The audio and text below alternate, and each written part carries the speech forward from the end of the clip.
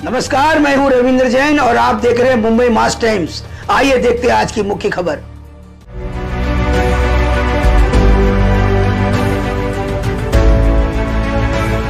संदर्भामध्ये तुम्ही विचारताय, मला त्याच्याबद्दल काही माहिती नाही, अशी काही चर्चा झालेली नाही। जरूर मी अमित भाईंची भेट घेतलेली होती, कारण ते आपल्या मुंबईमध्ये आलेले होते, वेगवेगळ्या गणेशाचं दर्शन घेण्याच्या निमित्तानं आलेले होते आणि आता बाकीच्या सगळ्या गोष्टी आहेत। उदाहरणार्थ सध्या राज्यामध्ये कापूस प्रश्न, सोयाबीन प्रश्न, कांदा निर्यात बंदी ही आपल्याला ठेवायचीच, निर्यात बंदी होऊन द्यायची, म्हणजे निर्यात बंदी होऊन द्यायची नाही। त्यामध्ये कुठल्याही परिस्थितीत कांद्याला आता शेतकऱ्यांना 2 पैसे मिळतात, ते मिळून कसे मिळतील ते पाहायचं।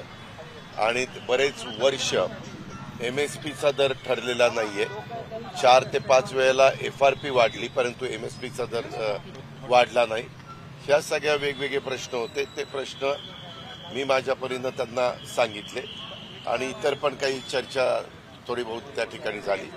पण जे हिंदूची बातमी आहे त्या पेपरची, त्या बातमी दादांत खोटी आहे, त्याच्यात तसोबर देखील तथ्य नाही। सीट शेअरिंगमध्ये किमान 50 ठिकाणी मैत्रीपूर्ण लढती होऊ शकतात, अशी एक काय म्हणजे असं काही नाही, सगळं थपाय, असं काही होणार नाही।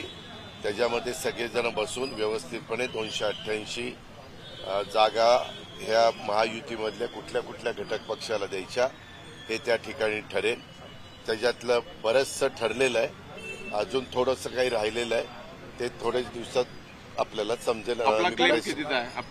ते मी ज्यावेळेस आमचं फायनल ठरेल ना, त्यावेळेस मग तुम्हाला सांगेल कोणाची किती।